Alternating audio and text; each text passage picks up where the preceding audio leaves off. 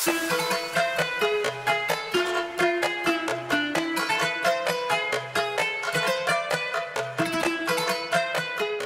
Agro নিয়ে কিন্তু অনেক আলোচনা সমালোচনা হয়, সবাই বলে এই খামারটি নাকি গরুর দাম বাড়ানোর জন্য দায়ী।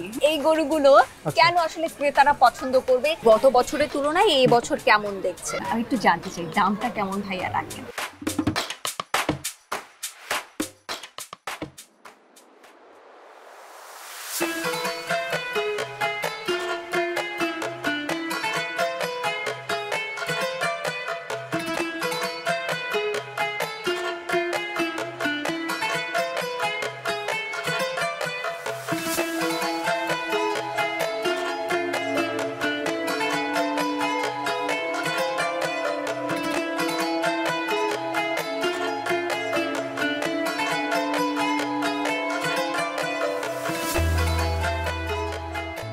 সাদিক এগ্রোর ইমরান ভাইকে তো সবাই চেনেন, আজকে পরিচয় করিয়ে দেব সাদিক এগ্রোতে এসে যে সেরা সেরা গরুগুলো আপনারা দেখতে পান, এই গরুগুলো যিনি এক প্রান্ত থেকে আরেক প্রান্ত গিয়ে ঘুরে ঘুরে সংগ্রহ করে নিয়ে আসেন। আমার সঙ্গে আছেন মোহাম্মদ মাইদুল ইসলাম। কেমন আছেন ভাইয়া? আলহামদুলিল্লাহ, আপনি ভালো আছেন? আলহামদুলিল্লাহ, খুব ভালো আছি এবং আপনাকে পেয়ে আমার ভালো লাগছে, কারণ এই যে আমরা সেরা সেরা গরুগুলো বিগত কয়েক বছর ধরে দেখছি, এই গরুগুলো তো আপনি সংগ্রহ করে নিয়ে আসেন। আমি কালেকশন করে নিয়ে আসি। আচ্ছা, একটু বলেন না যে এখন পর্যন্ত, আচ্ছা আগে আমি শুনি যে কোন জেলা বাদ আছে? আমার চাকরির লাইফে আমার কোনো জেলা বাদ নেই। আচ্ছা, অলমোস্ট পুরো বাংলাদেশে আমার ঘোরা হয়ে গেছে, সব জায়গায় ঘোরা হয়ে গেছে আলহামদুলিল্লাহ। আমি এখন পর্যন্ত সারা বাংলাদেশের সব জায়গায় গিয়েছি, শুধুমাত্র সেন্ট মার্টিন যাওয়া হয়নি। আচ্ছা, ওখানে কি গরু আছে? আপনি গিয়েছেন? সেন্ট মার্টিন আমি বিয়ের পরে গেছিলাম, কিন্তু গরুর জন্য যাইনি। মানে ওখানে গরু দেখেছেন? ওখানে গরু এমনি দেখছি, স্থানীয়রা পারে, খুব ছোট ছোট গরু। আচ্ছা, এইগুলো। ওকে, এবার বলেন এই গরুগুলো যে সংগ্রহ করে নিয়ে আসেন, কি দেখে সংগ্রহ করে নিয়ে আসেন? আপনাদের একটা টার্গেট কাস্টমার কিন্তু হয়ে গেছে অলরেডি, তাদেরকে মাথায় রেখে কি এই গরুগুলো সংগ্রহ করতে? ফার্স্টে আমরা যেটা যাই বাহ্যিক লুকসটা দেখি, তারপর হচ্ছে তার বয়স কত, হাইট কত, তার চোখ, নাক, কান, লেজ সব ওকে আছে কিনা, তারপরে হচ্ছে তার হিস্টোরি জানার চেষ্টা করি। হিস্টোরি বলতে তার মা কি ছিল, তার দেখা গেছে তার বংশধর কি ছিল, বা ওই ঘরে আর তার কোনো জেনারেশন গরু আছে কিনা, বা সে কতদিন যাবত পালতেছে, বিশেষ করে ভ্যাকসিন, কৃমি এইগুলা কতদিন করা হয়েছে, এটা ডিটেইলস নেওয়ার চেষ্টা করি। এই ডেটাগুলো কি তারা রাখেন এখন? অলমোস্ট এখন রাখে, কারণ এখন যারা এই ধরনের গরুগুলা পালে মোটামুটি শিক্ষিত ফ্যামিলির লোকজনরাই পালে, বা একটু এস্টাবলিশ ফ্যামিলিরই পালে, কারণ এই ধরনের একটা গরুর নিচে মান্থলি এক্সপেন্সিভ কস্ট খরচ হয়। মানে প্রান্তিক পর্যায়ে এখন বড় খামারিরা আছে, যারা বিভিন্ন জায়গা থেকে আবার গরু সংগ্রহ করে আবার ওখানে আবার লালন পালন, তাদের খামারে লালন পালন করেন দীর্ঘ সময় ধরে। আচ্ছা, এবার এই যে গরুগুলো যে আপনারা সংগ্রহ করে নিয়ে এসেছেন, এই গরুগুলো সম্পর্কে একটু আপনি এতদিন ধরে কি শিখলেন আমরা একটু জানার চেষ্টা করব, যে এই গরুগুলো কেন আসলে ক্রেতারা পছন্দ করবে। এই যে এই দুইটা নিয়ে আমি শুরু করতে যাচ্ছি। এই দুইটাকে আপনি দেখেন কালারে ফুল ডিফারেন্ট, এবং এই গরুটার যে প্যাটার্ন বা এই গরুটার যে শেপ, আপনার ফুল বডি, এটা পুরো পাকিস্তানি একটা চল্লিস্তান ব্রিডের মতো। এটা একটা ব্রিডের নাম, এটা আমাদের দেশে অ্যাভেলেবেল পাওয়া যায় না, খুব রেয়ার। এই গরুটা আমাদের এখানে প্রায় 3 বছর পালা। আর এটাও সেম। এইগুলা মূলত আমরা কিনি প্রিন্টের কারণে। এগুলো এই ধরনের প্রিন্টের গরু একটা মার্কেটে পাকড়া বললে আমরা বুঝতে খুব সুবিধা হয়। এই প্রিন্টের কারণে এই গরুগুলোর ডিমান্ড বেশি। আর এগুলার আপনার বাহ্যিক সৌন্দর্য, কুরবানি কিন্তু সৌন্দর্য, এবং আল্লাহ বলছে তোমার যে প্রিয় প্রাণী ওটা তুমি করবে, ওই হিসাবে কিন্তু এগুলো আসলে আসে। আচ্ছা আচ্ছা, এইরকম ধরেন সারা বছর ঘুরলে এরকম পাকড়া কয়টা চোখে পড়ে? সারা বছর ঘুরলে দেখা গেছে আপনার একদম বেস্ট কোয়ালিটি আপনার 5-10টা পাবো। আচ্ছা, কিন্তু অনেকেই বলে যে আমার কাছে সাপোজ আপনি মফস্বলে গেলে 20 মণ, 30 মণ, 40 মণ হবে, হাইট হবে 70 ইঞ্চি, 75 ইঞ্চি। আসলে বাস্তবে তা হয় না। আলহামদুলিল্লাহ বড় গরু বলেন, বাংলাদেশের সবচেয়ে বেস্ট কালেকশন কিন্তু সাদিক এগ্রোতেই থাকে, এটা তো আর বলতে হয় না।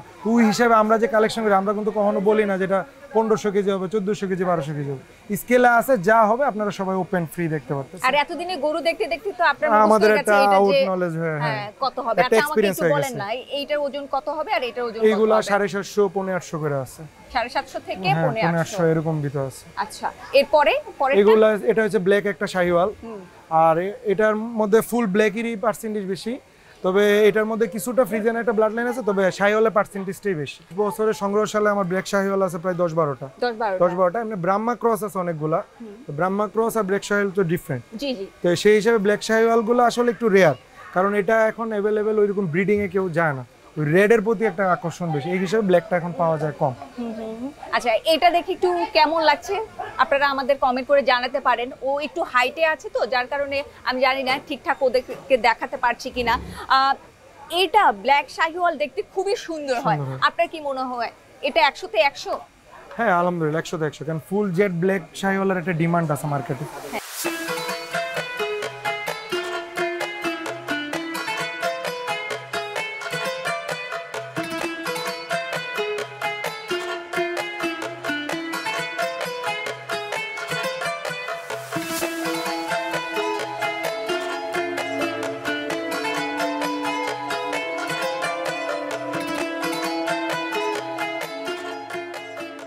আচ্ছা, ও ওজনে কত আছে ব্ল্যাক শাহিওয়ালটা? ও 800 প্লাস আছে।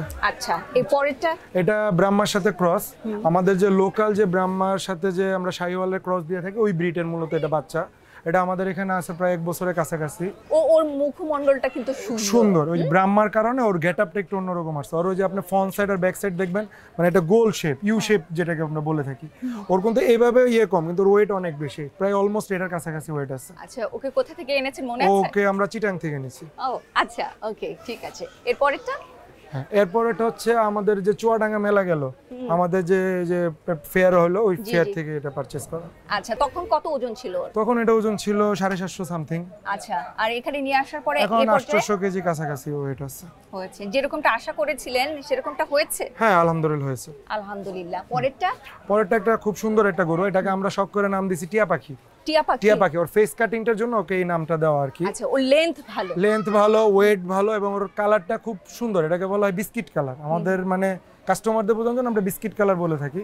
এই কালারটা খুব মানে লাইটে বলেন বা এমনি অফ ক্যামেরা অন ক্যামেরা হলে এটা খুব সুন্দর দেখায়। স্কিনটা সুন্দর, গ্লেজ করে এক কথায়। মানে এমনিতেই ওর স্কিনটা এরকম নাকি কিছু খেয়ে এরকম? না, ওকে আমরা ওরকম ভাবে পরিচর্যা যত্ন, আসলে স্কিনটা ডিপেন্ড করে আপনার পরিচর্যা যত্নের উপরে। আপনারা যত ভালো ফুড দিবেন ও আপনাকে তত ভালো রেজাল্ট দিবে। আচ্ছা,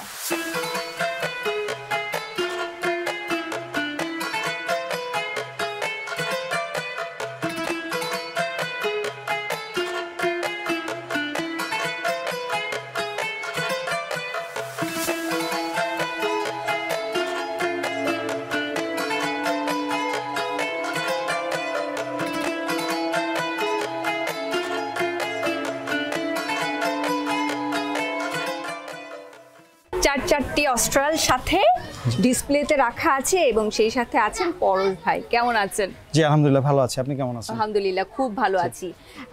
অস্ট্রাল কি আপনার পছন্দের?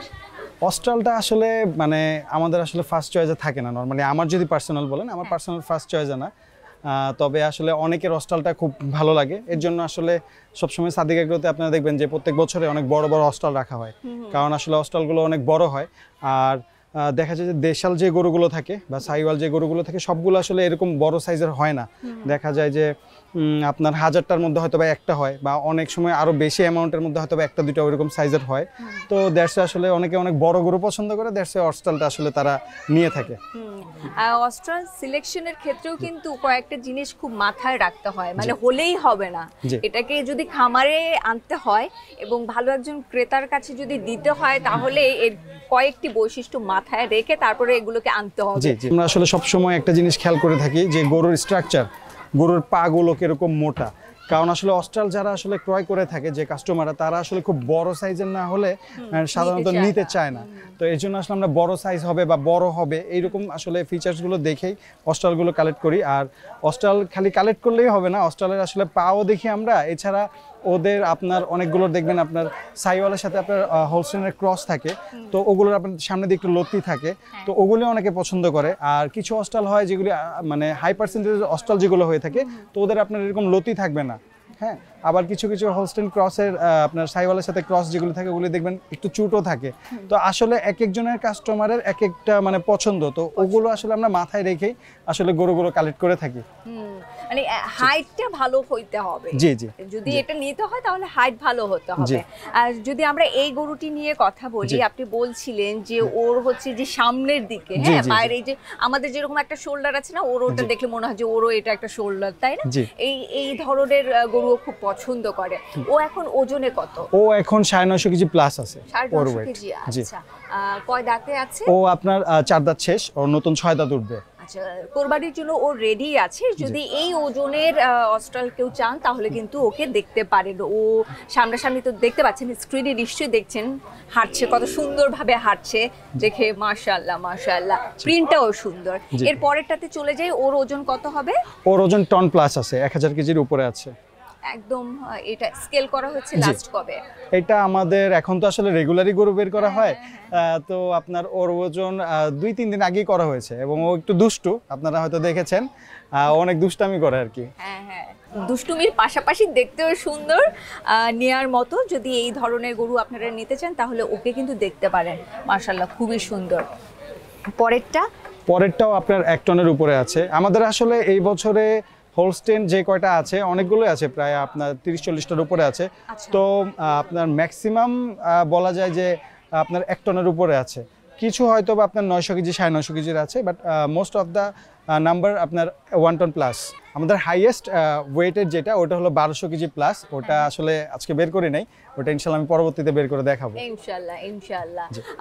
এখানে এত কালেকশন রাখা হয়েছে হোলস্টেইন ফ্রিশিয়ানের, তো আপনারা এখানে আসলে একটা পছন্দ না হলেও আরেকটা দেখার সুযোগ আছে। আচ্ছা, আপনাকে যদি আমি এখন কয়েকটা গরুর জাতের নাম বলতে বলি তাহলে 5 সেকেন্ডের মধ্যে বলতে হবে। হ্যাঁ, 5 সেকেন্ডের মধ্যে কত দ্রুত আপনি বলতে পারেন সেটা একটু দেখতে চাই। No problem. ওকে, বলেন। ব্রাহ্মণ, সাইওয়াল, সিন্ধি, হোলস্টেইন, মীর কাদিমের হাসা, তারপর হলো আরসিসি, ভুট্টি, পুঙ্গানুর, তারপরে আপনার আরো অনেকগুলো আছে, গির আছে, আরো অনেকগুলো বলতে পারবো, তবে একটু সময় লাগবে, 5 সেকেন্ড আসলে খুব কম হয়ে যায়। আচ্ছা, যে পাশ থেকে বলে দিচ্ছে কিন্তু, হ্যাঁ পাশ থেকে বলে দিচ্ছে। ওনারাও কি খামারে একটু কথা বলবো কি? ওনারা বলবেন বলে মনে হচ্ছে না, সবাই ছোটাছুটি করছে। আচ্ছা চলে আসি, হ্যাঁ চলে আসি। কি বলছিলেন বলেন তো জাতগুলোর নাম? জাত কাঙ্করাজ, হোলস্টেইন, শাইওয়াল, ফ্রিজিয়ান আছে, ফ্লেগবি আছে, ভুট্টি, তারপরে কাঙ্করাজ আছে, হালিকার আছে। আচ্ছা আচ্ছা, 1 নম্বরে কোন জাতটিকে রাখবেন? শাইওয়াল। আচ্ছা, দেশাল, নাভিলত্তি, ঝুল কম্বল, দেখতে সুন্দর, তাই না? আচ্ছা, এবার কোরবানির ঈদে গরু কেনার ইচ্ছে তো আছে, কি শাহিওয়ালই কিনবেন? ইচ্ছা তো আছে, ফার্স্ট চয়েস থাকবে শাইওয়াল। আচ্ছা, সাদিক এগ্রো কোন গরুটা বেশি ভালো লাগে দেখতে? ওদিকে একটা গরু আছে লাল রঙের, বিগেস্ট ইন বাংলাদেশ, সবচেয়ে বড় একটা লাল শাইওয়াল। এটা সুন্দর, সবচেয়ে সুন্দর।